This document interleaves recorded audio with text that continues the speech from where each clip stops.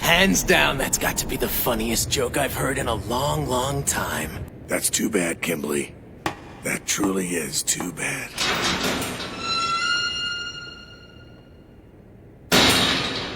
Solo leveling. Oof. Solo leveling. What an interesting show to have followed up until now. When it was first announced that A1 Pictures were going to be adapting this Korean web novel, it was definitely intriguing, to say the least. This had rarely been done before, let alone on this scale. People were excited, sure, but not in the way where this series was a massive IP that was desperate for an adaptation. It was just kind of neat to see a big budget studio buying the rights to animate a novel. This was about where the real intrigue for Solo Leveling began and ended. You never would have expected it to become this Goliath of a franchise that it is today. Recently, it became the talk of the town that Solo Leveling, after it only started airing last year, had managed to become the most watched anime on Crunchyroll. The hype didn't stop there though, it went on to win Anime of the Year, it was getting a live-action show, 2 video game adaptations. This series was blowing up. But the talk you were hearing about the show wasn't the level of praise you'd expect to follow that kind of hype. A lot of people have actually been very vocal about their utter hatred of Solo Leveling recently. Look around any anime discussion group, you'll see the same talking points. It's slop. It's boring. It's a power fantasy. When's the last time you've seen something so critically acclaimed yet so universally despised at the same time? What comes to my mind is something like Last of Us 2, or maybe even Undertale back in its prime popularity. Why does this kind of thing happen? Solo Leveling is obviously a very popular show, otherwise all of this wouldn't be happening. If that's the case, why do you see such a huge critical distaste of Solo Leveling rather than all the fans it supposedly has? I want to talk about that more today. Let's break down what's going on with Solo Leveling, and more so talk about why this dichotomy between something's popularity and the amount of critics it has exists. By the end of this video, I want to answer one question. Does Solo Leveling get too much hate?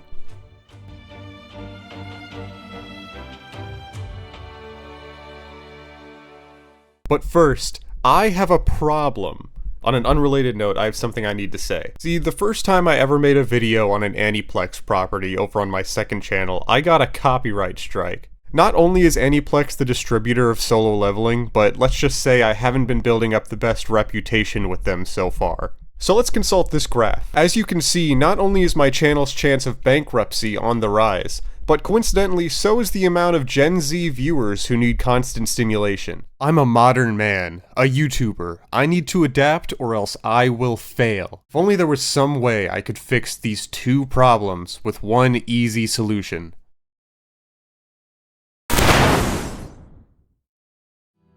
Let's first talk about my history with the show to see what Solo Leveling is like on the ground floor. Back in 2023 when this show was announced, I did not care. To be fair, back then I didn't give too much thought about what all was coming out, but as a casual anime fan, I didn't find anything all too interesting about Solo Leveling. It's a reverse isekai. Video game come to real world. It's happening now, we're on the very last thread! So what? Under normal circumstances, I probably wasn't even gonna watch the show at all, but one of my friends was a big fan of the web novel and tried to convince me it was worth watching, so I gave it a shot. And what did I think? Well, that first season was good. It was well made. That's kind of where my praises begin and end. Aside from the abysmal pacing of the first few episodes, seriously, it was so fucking slow. I thought the show was fine. It wasn't very interesting, the story wasn't grabbing me at all, but the video game inspirations were fun to watch, even if they were a little cheap. I'm probably the only person here who knows about Xenoblade X, but if you've played that game, you can tell how much Solo Leveling was inspired by it. The color palettes are the same, the design philosophy is the same, the way monsters' names change color based on difficulty is the same. It's actually kind of strange, but I'm a big fan of Xenoblade X, so it caught my attention to say the least. The last couple of episodes had some really great bits of animation that left my opinion off on a good note, and while I would say I like Solo Leveling after that, from there I just kind of kept living my life. Final Fantasy VII Rebirth and Persona 3 Reload both came out in the middle of this show airing. Cut me some slack, okay? Suffice to say, Solo Leveling was not on the forefront of my mind at the time. Cut to a year from then. I'm old, I'm grizzled, and I hear whispers of a long-forgotten memory. Solo Leveling is back, with a movie and a new season, eh? I thought, I like season 1 enough, I'll get around to it eventually. And I never did. I just didn't care. Sure, it was a solid show, but I never really believed it was interesting enough to warrant my immediate attention. So imagine my surprise when we fast forward to the Anime Awards, and it wins Anime of the Year. Cut to Summer Games Fest, it's getting a new game. Yo, Breath of the Wild Lunk from Pennsylvania! Cut to a couple of months ago, and it's getting a live-action series. I'll admit, I thought all of this was well overblown. The show was barely a year old, dude. Many other shonen that have been around for longer and are more interesting than Solo Leveling never get this kind of treatment. I was ready to say it was completely overhyped, but then I realized it's not. Even if Solo Leveling was good and deserved all of this, I never saw this supposedly ravenous fanbase that was asking for all of this. So where is it? Where is this huge fanbase that catapulted Solo Leveling to be this monolith of a franchise? It had to be some sort of lie. The biggest Crunchyroll psyop in history. Well, actually, the fans are right here. And here. To say that tons of people don't enjoy Solo Leveling is a lie. There's a lot of people who like it. There's just a lot of people who also really hate it. But you only ever see people pushing the hate narrative, and that's what I want to focus on. Solo Leveling glazing in any community is very rare to see and often gets pushed out. That's why when this show is commonly brought up, you see this juxtaposition where you may get the idea that it's not very popular. There was a battle between love and hate won. The reason comes down to something I like to call the hipster fallacy. Hey, knock that off!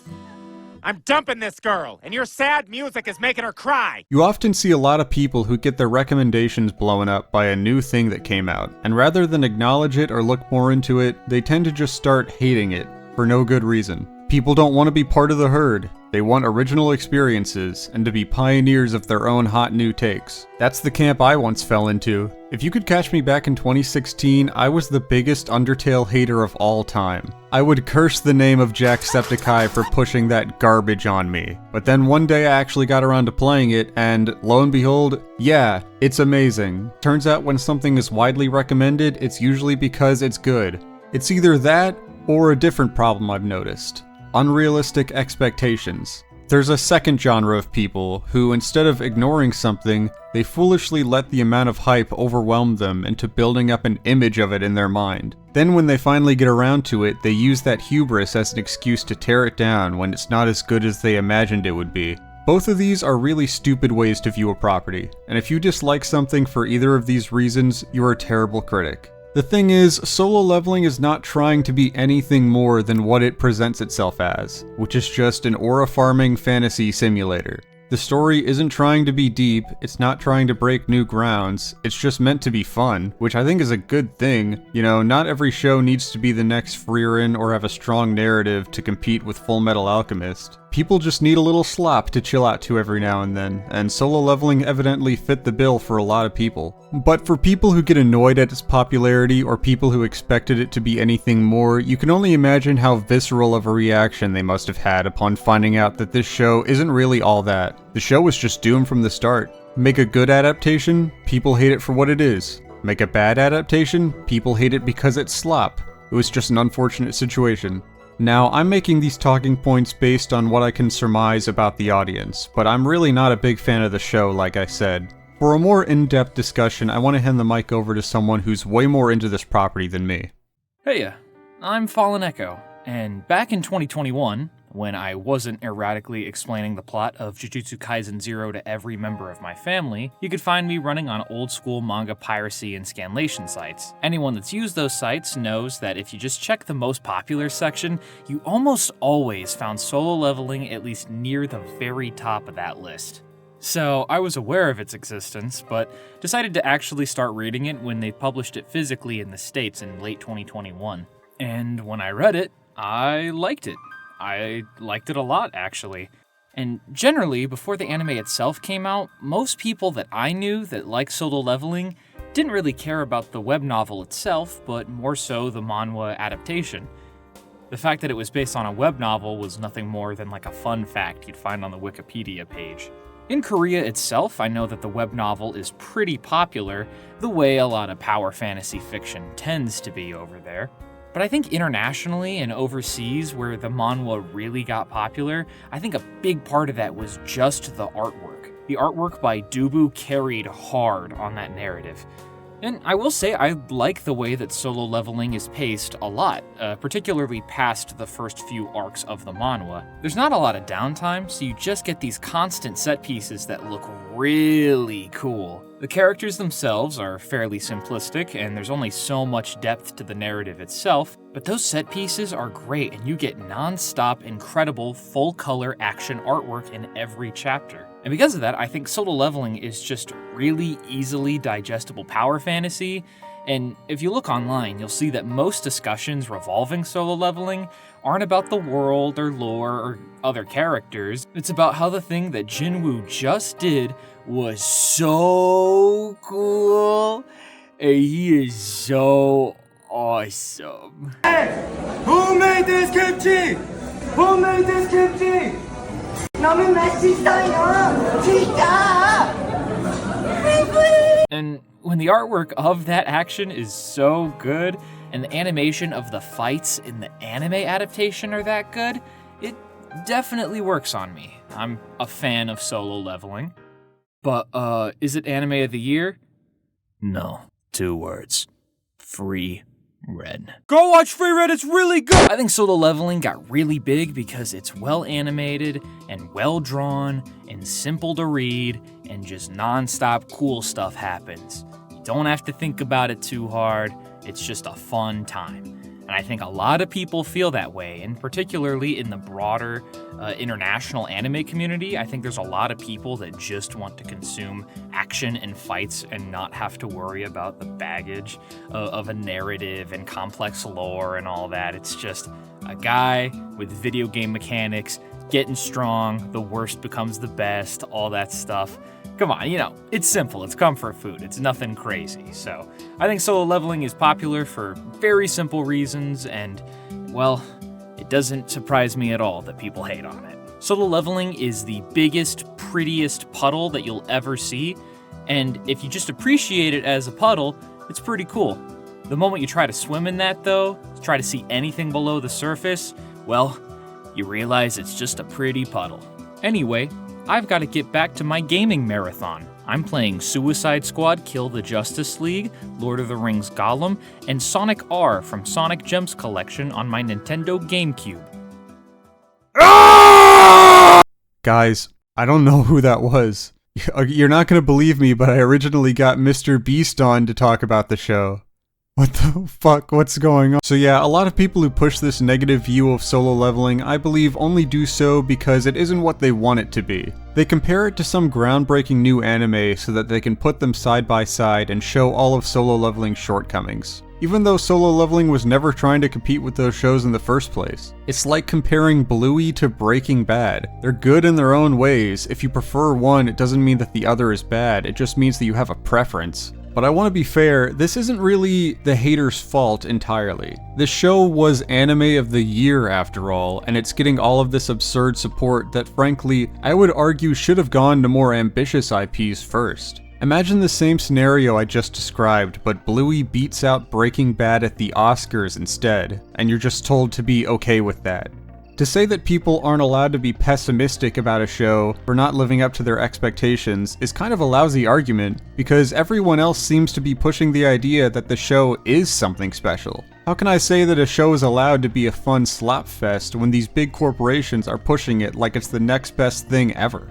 People easily start thinking stuff like, what do people even see in this show to warrant all of this? And that kind of confusion weighs down on people's thoughts and causes more discourse. This is where the conversation around the show starts to get really muddled. Nobody wants to talk about the unique position this show is in and admit any real thoughts on it. We live in an age where short, punchy comebacks win discussions. So to say Solo Leveling wasn't as good as you expected or that it lets you down in some areas won't get you any of that sweet Twitter traction. You have to say it's vile, evil, made by scum-sucking pieces of shit with the intent of bringing us into a new anime dark age. And I hate that stuff. Yes, Solo Leveling is overloved by corporations, but it's also overhated by people.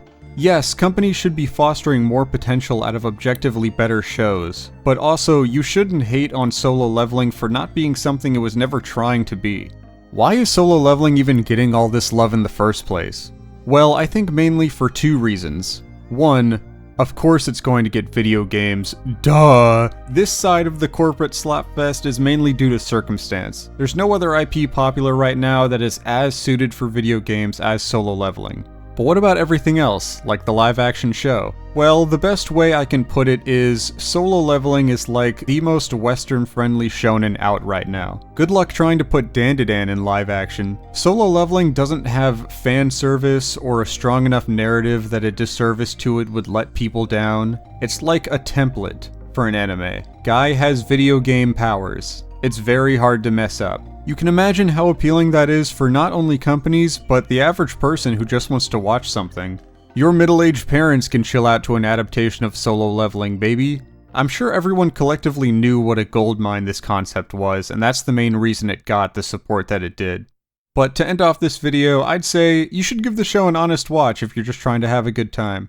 Don't see it as this corporate giant that everyone wants it to be, but just start seeing it as the web novel it was always intended to be. And I think you'll probably start seeing in it what so many other people did. Let's see what's on, huh?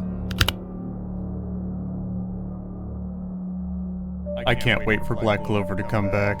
And I need to go back to making bot accounts to shill Solo Leveling. Hands down, that's got to be the funniest joke I've heard in a long, long time. Definitely adding it to the adding list. Right. Put it on there, right near the top. I'm such a hypocrite, bro.